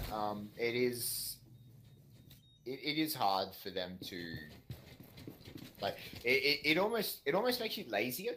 Does that make sense? Yeah, that's true. Like, you become reliant on it, but when you don't have it, it could play havoc into it. I don't think he would play Havoc into a team like Atletico's caliber, but maybe some of the lower end teams, like if you're in a Go For or something, then you could almost pull that out, couldn't you? Yeah, it definitely would play quite a few mind games as Todd is trying to make his way down these stairs and exchanging bullets here with Jam. Yeah, Todd should be able to make his way down here on that blitz. He should be able to push Jam out very easily. Yeah, that's a trade from Crude Nemo. 1 for 1, each hitting the headshot. This thermite ban is also definitely going to play the way they attack downstairs as well. They're not going to have to choose between opening the hatches or opening up a walk hole when it's all Striders going for a bit of a flank here. The E1D is going to slow him down, but this is a 3 armor going for a flank. Oh, he's been flashed out as well. Is he fully flashed? He might be sending the bit of pre-fire in, and Derpe's going to find the frags. Picks them around. Yep, beautiful use of the frag grenades there. Strider almost dodged one, but unfortunately the second one picked him up. Jam into Crude, Todd, are still going at it. Yeah, that no one can take the advantage here on these stairs just yet. Pistol versus rifle, or carbine, if you want to be correct. But it is a shield in front of that pistol. Yeah, I'm actually really surprised that Todd hasn't forced him out yet. Like, it's just really surprising that Jam has managed to maintain so much control of that stairwell, as it does look like Athletico have chosen to take out these hatches rather than that side wall. Yeah, and Ethan down in garage here. He has given away his position by sending off a few shots. There's only 15 seconds on the clock. When did that happen? Todd's going to drop down onto the bomb site. No one playing from red hallway at all for him to contest because Jam's found Stylix. Todd's going to get in the face of the smoke and take him on down. Jam's going to find another one, but it's up to Todd once again. But Todd's going to find it. And that... Oh, sorry, it was 2v1 the other way. My bad. Todd found the shots there in the end, and that is the round going for Athletico. What's that now? 3-1? That makes it 3-1 indeed to Athletico. That was a nice, solid last-second push from Athletico. They seem to really be favouring these last-second pushes. And it's interesting to me that that Taboo just can't seem to choke out these last 20 seconds. Yeah, I don't know. The smoke, I think they put all their eggs in that basket of denying them going for the plant, but Athletico had in their mind they're just going to rush right in and push for frags rather than try for the plant. Which I think is a consequence of not having the thermite to open up that wall where you'd normally plant as well. Yeah, absolutely. I do agree with that. It's harder to utilize things like smoke when they're coming from all sorts of areas. Like they're like Athletico, they came from about 3 different directions. So I don't think there was much that the smoke could have done. Yeah, without the thermite and without trying to deny the plant in that one specific spot, the smoke doesn't really have much of a purpose, does he? It looks like this final round, Taboo are going to attempt it once again. Yep, I really didn't. I really didn't see much of a point to that smoke. If you're not funneling, like with the thermite ban, obviously they're trying to funnel them in through that main door, but you're just going to go for a hatch drop, right? Without a thermite, there's no reason to go down through servers. Like you're just going to ignore it and drop a hatch. So that smoke almost becomes useless. So that's what we've seen. Yeah, it's just so Taboo, in my opinion, done the correct thing and removed smoke from the lineup. Yeah, so what do they replace it with? Looks like Rippy is on the bandit this time. Wonder if that's going to deny them too much longer. I'm not sure.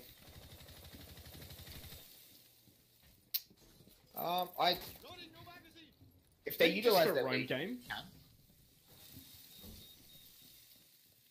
I feel it really like feels like they need to defend to like where the, a very aggressive roam style. Find the frags early rather than try and wait for them to push the site. If you're playing with this no thermite, and that's the kind of attack you're expecting. Yeah. I actually very much agree with that. I think that Taboo... Wow, Taboo's still doing modifications like a minute in. Risky. Yeah, well, not really. I mean, Atletico's a fairly slow team. Like, I don't think it's too much of a ask. I don't think it's too much of a stretch to say that Atletico won't be on near sight a minute into the round. Yeah, that's true. We're not going to see some of that untapped aggression like we see from some teams. Round number 2 between Jam and... Yeah.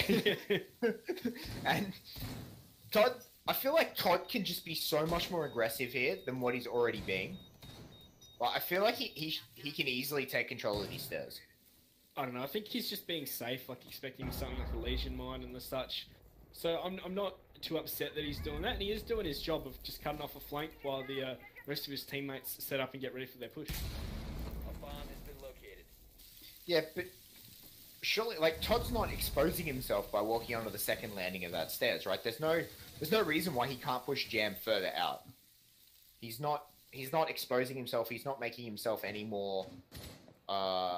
He's not giving himself any more threat by doing that. But he's gaining just that little bit more round and that little bit more safety for his own team by pushing Jam further into the objective. Well, it worked last time, so let's trust in Todd and what he's doing. As there's a minute on the clock right now, hatches have been opened. You can feel the calm before the storm. This is Bomb located. titillating. It certainly is. As Emo-Rin is going to find the first kill. That is Jam finally getting picked off there. As Athletico... Yep, Athletico will take control of the southern stairs, sorry. Rippy sitting in garage, though. Not something you see very often, a holographic in garage. This is normally where Echo will sit. No Echo's not going to be there as the first E1D is going to come on down. Going to see Striking find Derpay as he is detected by the E1D, and 15 seconds goes. Ethan's in. He's found Strider. Rippy onto Ethan, however, but Emos for the immediate trade, and Todd with the melee onto Crude, moving it all up to Striking.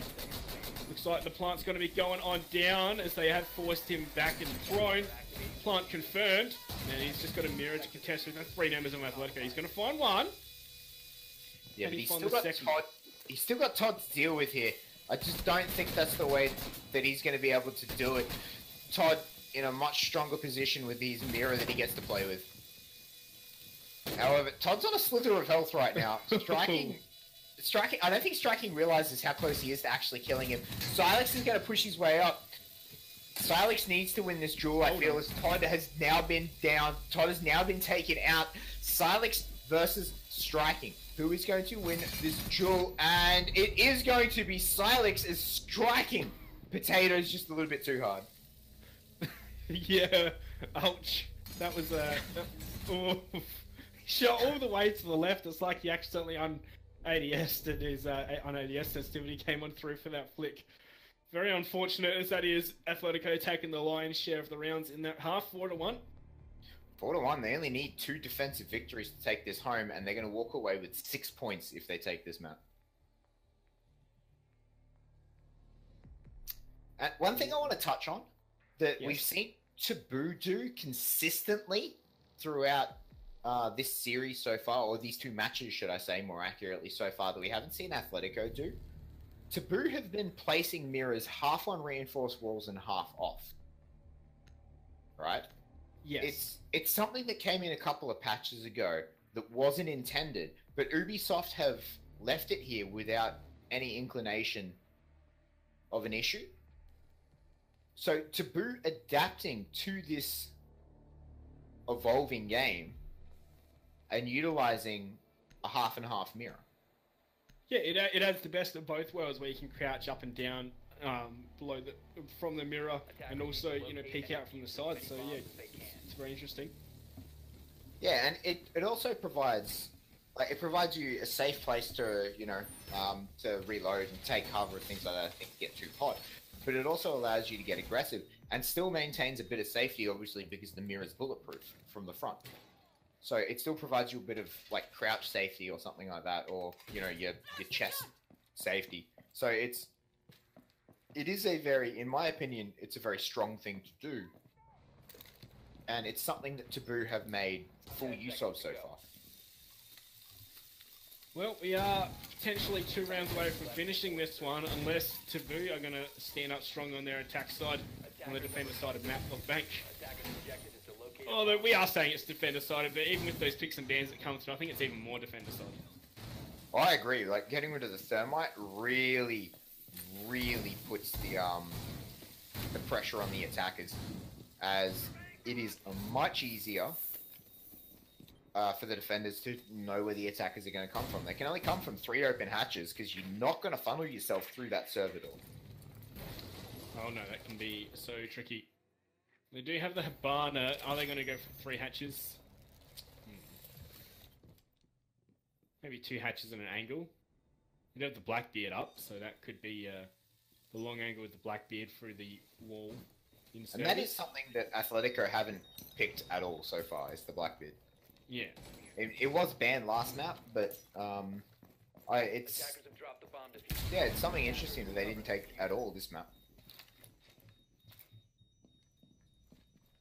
I would actually like to see, with the thermite gone, arguably, as we were talking about before, without a thermite, arguably you don't take a smoke.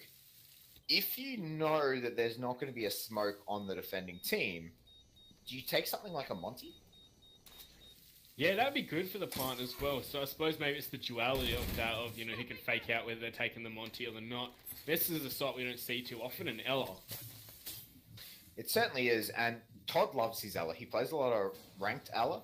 I don't think it's something that he pulls out very often in the Pro League.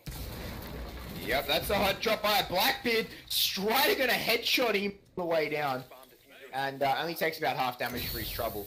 Oh, he's stuck though. Comes the gas. He is not going to be affected too much. He can get safe out. Striking actually finds Silex with that, SMG. That SMG-12 not going to do too much. So that makes it a 3 versus 5 in favor of Taboo right now.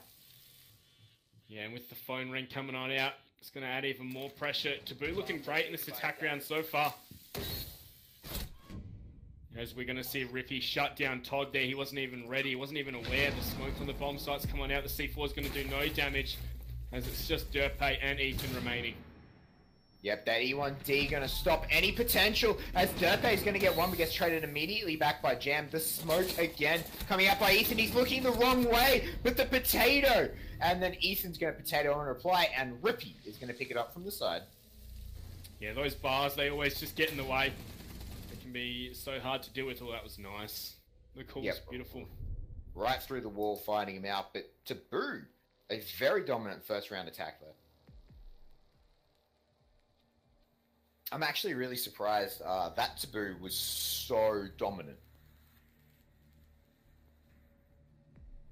Yeah, it was. You really feel like, alright, so the first frag that went down, Todd got caught in garage, on his phone.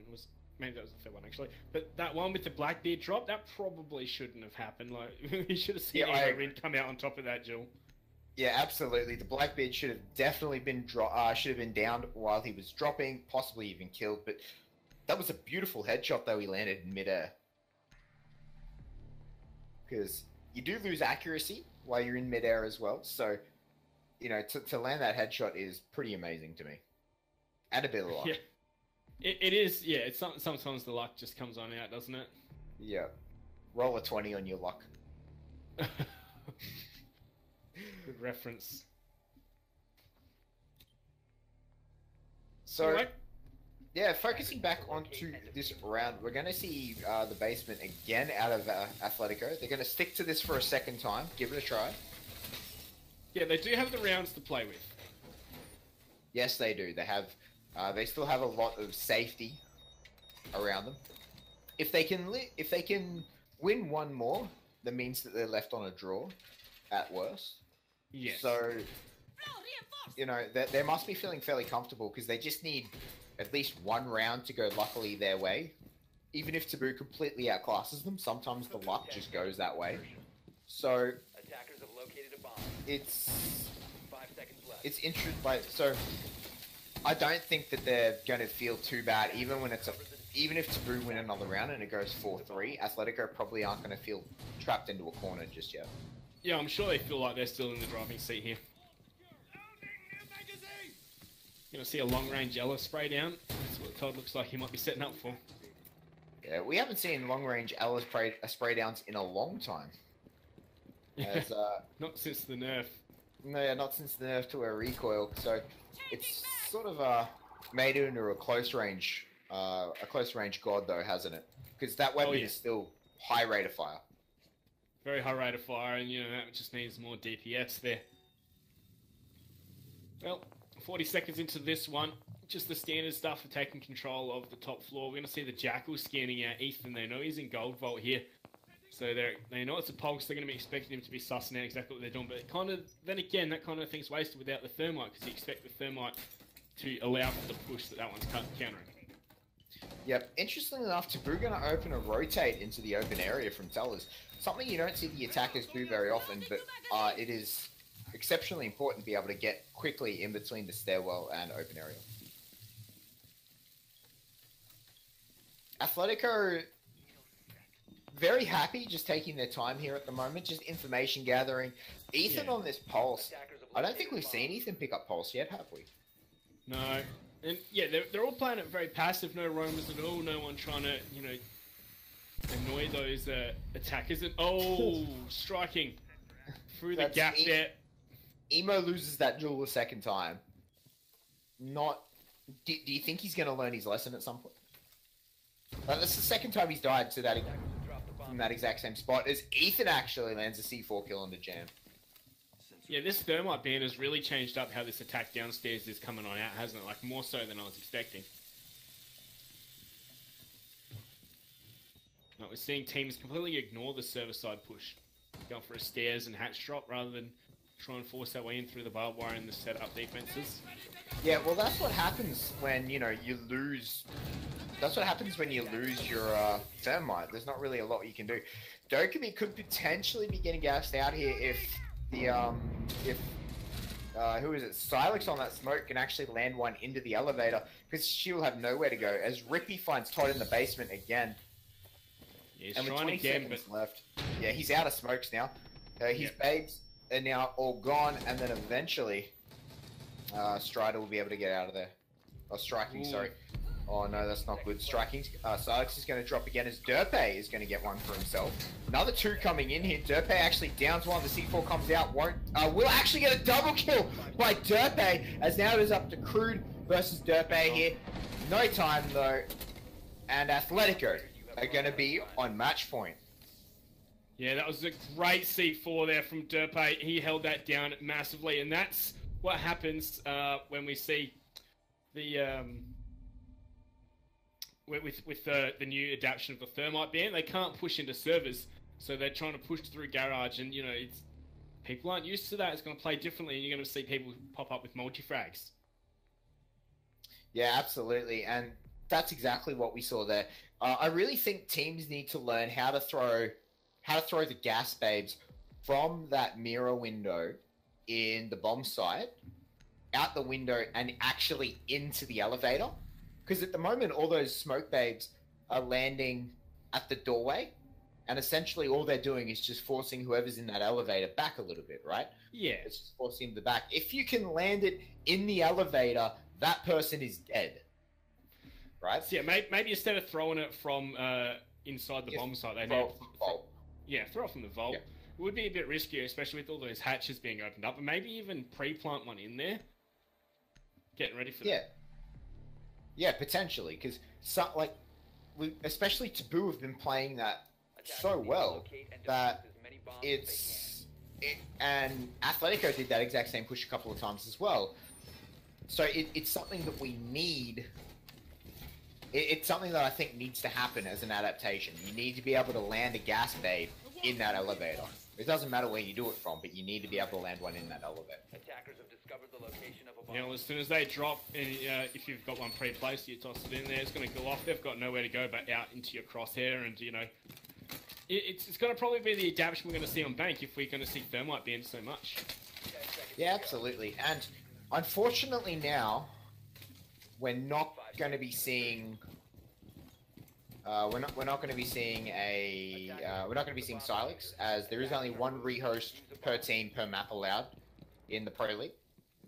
Hopefully he gets back in at least. Yeah, hopefully he can reconnect. But unfortunately, we're seeing Athletico on a 4v5 at the moment. That being said, I wouldn't count him out from it though. They are a strong team. We've seen them win 3v5s. We saw Taboo win a 2v5. Like, it is possible. Absolutely, it's possible. I don't like Athletico are very much going to be missing Silex. He's a fantastic support operator. He's a fantastic support player, and he has been stepping up tonight tremendously for Athletico. So I think they're very, very much going to be missing him. Yeah, well, they can hope that maybe Taboo will have to get a rehost, then they'll be able to get him back in. But yeah, until that let's hope he point, comes back.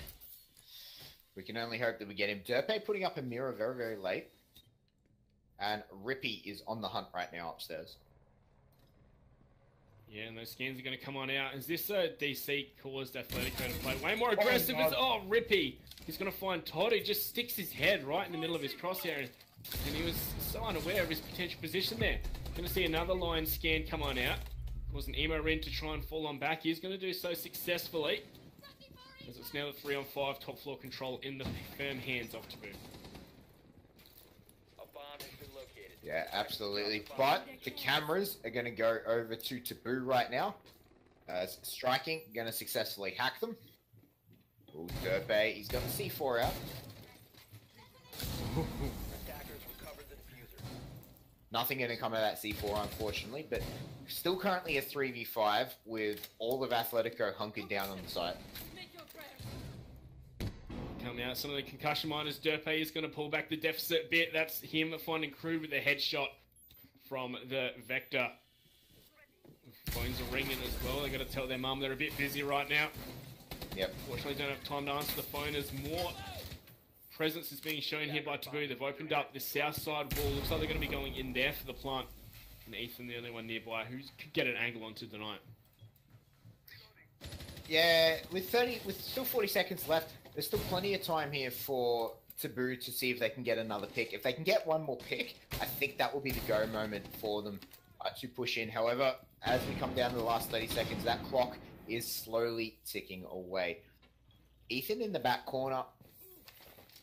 Ooh, he's actually going to pop it. Striking finds Emo in. Silex has returned. That is good news for Athletico. He can see the body on the ground. Derpe going to find him. Striking trading him straight back though, and Jam getting the flank onto Ethan. Athletico now still at the round advantage. There we go. Oh, beautiful shot there with the suppressed Jackal. Did we see this last week? It caused quite a contention in the chat about the suppressors. Well, if Emo Rin's on a suppressor, everyone just accepts it. Someone else uses a suppressor and chat loses their mind. Like, that's a classic meme if I've ever heard one. But yeah, I agree. It's all up to personal preference. People do what they feel works for them. And look, they won the round. 5-3 now. And we go on top floor for Athletico. Yeah, absolutely. They seem to be enjoying going around the world right now. Losing Tellers, I think... I feel like they would have won that if they had Silex there. So I feel like they could definitely go back to Tellers. I think Ethan running out was a silly mistake. He could have denied the plant from where he was sitting. Absolutely. I think Ethan probably should have stayed where he was. He had the castle barricaded his back that just wasn't going down anytime soon. So, like, it was going to take 11 hits to do that, and I don't think anyone had the patience for that with 30 seconds left. Yeah, well, here we go. Athletico know they've got at least a draw in the bag. No, they've got at least 4 points. But they're going to make it 6, and Taboo, on the flip side, are struggling to make their own one in this matchup. Yeah, that's it. And it is very unfortunate for Taboo that they currently are sitting on no points from this matchup. As This is like an ex-top 4 team, isn't it, Taboo? Yeah. Well, yeah, Taboo is arguably 5th seed right now. As... Ooh, Todd with a very nice Valcam. Yeah, I know you'd like that one. Yeah. But it is interesting that... Yeah, sorry, it is very unfortunate for Taboo to currently be pointless, as they put up such a good fight on map number 1. It's not a nice thing to say about them. They're not pointless. They matter. Man. Alright. Anyway, we saw this shield the other week, and it really did not work out at all. They were able to get that mirror. They had a shield there, and the player there, which was Silex, just got picked off. So I wonder if Taboo are aware of that position. Looks like it's Derpe this time, and yeah, there is the shield. Yeah, this had zero impact last time. There was a dock sitting behind it, A bomb has been located. and they did nothing. Like they got killed in like the first 40 seconds of the round. Derpe is going to live to at least the minute mark here. Here we go. Oh, He's I done. take that back, and that was 50 seconds for Derpe. By attackers. I am really not a fan of that shield and that mirror spot. Like, yeah, it can be such a strong position, but it's really not needed. You can just sit back here on the top floor instead. And there we go. That leads to Derpe losing it early, and Derpe, he's having some good impact for Athletico. Absolutely, he has. And the pre-fire coming out from that buck. Ethan going to finally trade back onto Strider. And the calls are going to come out. And, yeah, going to have to silence their phones for a little bit. As Athletico are just sort of clumped up on this site. Attackers dropped the diffuser. Here we go. They are playing a very passive style, aren't they? Like, we haven't seen much roaming coming out from either team, especially on this map bank. And we saw it last round. Athletico had a big roam, and that was shut down almost immediately. Yeah, it definitely was. And Todd, he died from this position last time. Very unfortunately, might I add, but it looks like he might... Attackers have recovered. Like, he's not going to die from it this time. I think that he could absolutely make an impact from downstairs here. Yeah, he's definitely waiting for his whole team to die and then C4 from below for the clutch. As it is in a 4-on-4 right now. Phone's still ringing on the bomb site and bullets flying out and around everywhere. 37 seconds on the clock, and Crude is going to find his demise downstairs. That's Todd. We spoke about him and his impact. He's starting to have it right now. As that's a beautiful shot from Emo Ran. Headshot. And striking is no more. 4-on-2. This is looking dire here for Taboo. It certainly is. Only 20 seconds left now. 2 versus 4. They can't manage to drop this round. They have to win it. Jam's going to do some work, manage to take out Ethan, but Emo's going to trade back onto Rippy. Emo is going to secure map and point with a kill onto Jam there. 6 points in the bag for Athletico. Is that 2 weeks with the double six? They'll be taking the top of the table with that one. Well, absolutely. Atletico is going to have to be really happy about that. 6 points tonight for them. And definitely, I'm going to be very happy with that. Because Taboo are not a rollover team. No, for sure. And look, Silex is sad, but you know, even though they're the ones that had all the issues, they still came out on top. Yeah, absolutely.